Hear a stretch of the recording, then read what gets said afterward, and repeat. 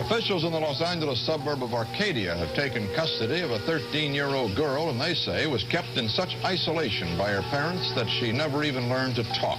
The girl still wore diapers and was uttering infantile noises when a social worker discovered the case 2 weeks ago. But the authorities are hoping she still may have a normal learning capacity. Among the first to see the child was Temple City Detective Sergeant Frank Lindley.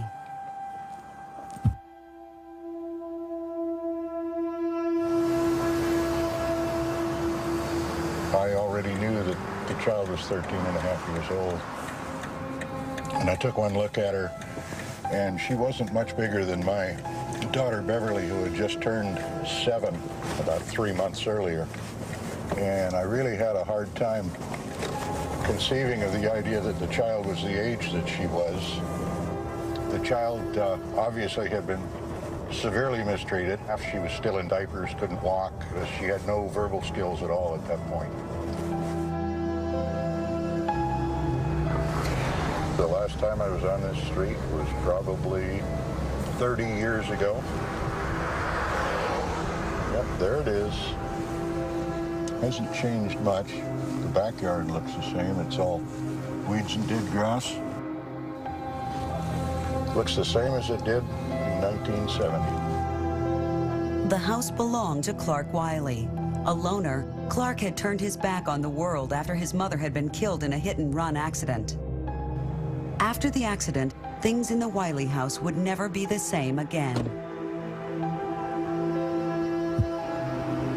The house was completely dark. All the blinds were drawn.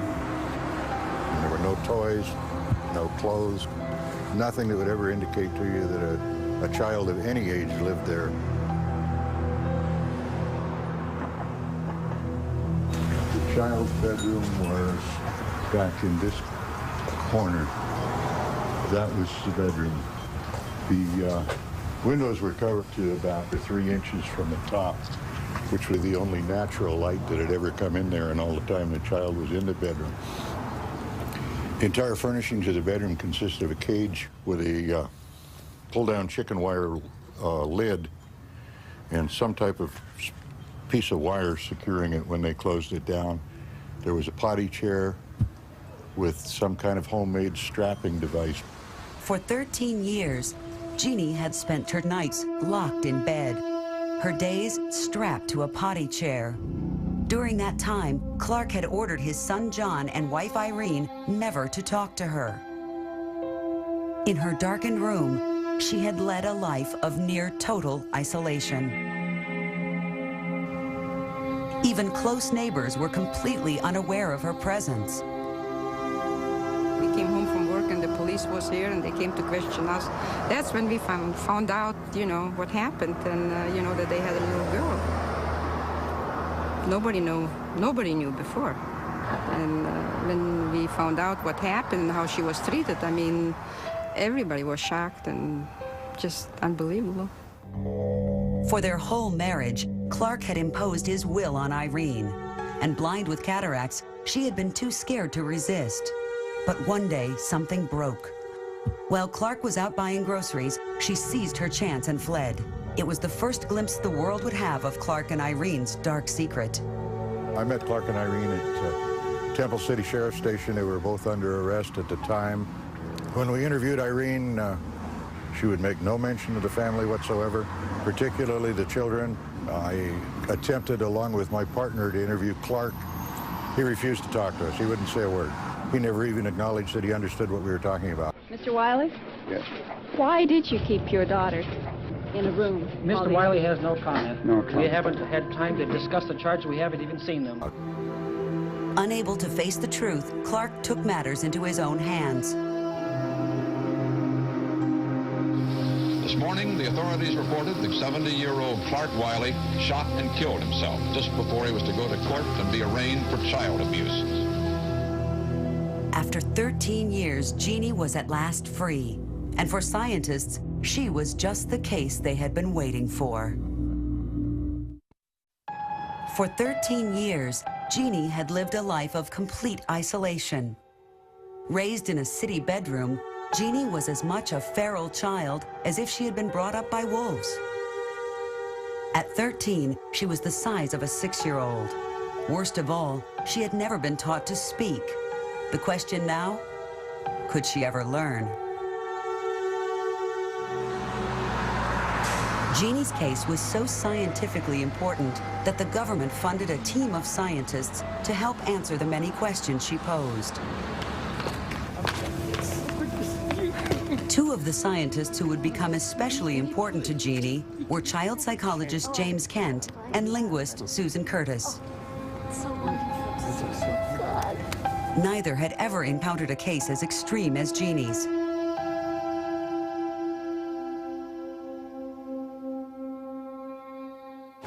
We looked at her as a newborn in a way, even though we know she hadn't. She came with 13 years of memories and experiences, not all of them wonderful, most of them not, I think. And so we thought we needed to start to expose her to what the world was going to be like for her outside the hospital bed. To Jeannie, everything was a new experience. We did what you would do with your own kids if you were introducing them to the world. You'd take them out and hold them up and show them, and sort of judge from how they reacted to whether this was too much or not enough, and you could move on and do the next thing. Jeannie was making amazing progress. As the experts looked on, they realized that she might be the answer to the question that had troubled science for so long. So we seized this wonderful opportunity that she provided us in as loving a way as we could, but using it to finally get our chance to address head-on specific hypotheses and notions about human language and the human mind.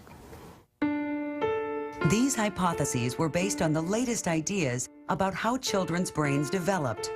According to the theory, young children could only learn certain things at certain times, called critical periods. Language was one of these critical periods, and according to the theory, Jeannie, who was now a teenager, had missed her chance forever. But incredibly, Jeannie seemed to be proving the theory wrong. As this footage shows, Jeannie was blossoming. Not only was she delighted by the world around her, but she was learning the words for the new things she was seeing. She was extremely interested in everything around her. She wanted to know the word for everything around her. She wanted to engage people all around her. She was not mentally deficient. Her lights were on, and everyone who worked with her, from teachers to therapists to me, knew that she was not retarded. It was clear as day. And as she began to learn more and more words, hundreds of words, much more rapidly than I ever imagined, and stringing them together, I began to think maybe I will be wrong. Maybe she will be the one that will prove that this hypothesis is incorrect. But Jeannie could not escape the effects of her past so easily. She was still haunted by her traumatic upbringing, trapped by the memories of the awful fate she had suffered. And linguistically, she had stopped making progress. She learned tons of words. She has an enormous vocabulary. But language is not words. Language is grammar. Language is sentences. How do you make a sentence? What can be a sentence? What is a sentence? How do you automatically know something's a sentence? So it wasn't because she was cognitively deficient. In other respects, it was because she was cognitively deficient in this island of human mind, the mental faculty that we call grammar. At the time Jeannie was found, brain science was in its infancy. But today, we have a much clearer picture of what actually happens in cases of extreme neglect like Jeannie's. In Jeannie's brain, the left part of her brain, her cortex, that has those neural systems responsible for speech and language, because she never heard any words and because she was never spoken to very often, they didn't get stimulated. And because they weren't stimulated, they got smaller and less functional and disconnected, and ultimately that part of the brain literally physically changes. Today, with modern imaging technology, we can actually see what happens in the brains of feral children, and the effects are shocking. Without normal stimulation, their brains are smaller and malformed. And the earlier this neglect begins, and the longer it carries on, the worse the damage will be. Starved of stimulation, Jeannie's brain had simply not developed the capacity for language. And now that she was a teenager, she would never be able to learn. Despite this, Jeannie continued to be a close part of everyone's life. But there was more trouble ahead. Children have to belong to somebody when they grow up, and she was still a child, and she needed a family to belong to. So that's what we would have liked, a family that she could belong to. And that's not what happened, unfortunately. What did happen is about the worst outcome I think we would have envisioned. On her 18th birthday, Jeannie moved back with her mother, Irene, into the house in which she had been so terribly abused. But after only a few weeks, it was clear that Irene couldn't cope. From here, Jeannie was moved into state care with terrible consequences. I was a student, and people wouldn't listen to me. People who needed to intervene did not listen to me. And so I spent lots and lots of time on the phone pleading with people to intervene and save this person who had had the worst experience of deprivation and isolation in all recorded medical history. Jeannie moved from home to home, sometimes with the very people who served as her therapists. This potential conflict of interests raised tensions among the many people involved in her life, and a tug of war erupted over the child. As Jeannie's condition deteriorated, Irene decided that Susan Curtis and the other academics had become too close to Jeannie. A lawsuit followed. I went from being asked to be her guardian to 1 week later being prevented from seeing her or phoning her. And ever since then, I've been prevented from having any contact at all. So although I have lots of, I'm still a scientist, I'm still interested in knowing things about her language now and all kinds of interesting things I would like to pursue academically. Primarily, I would just like to see her. Now, a ward of the court, Jeannie lives in an adult care home somewhere in Los Angeles, prevented from seeing the people who once meant so much to her.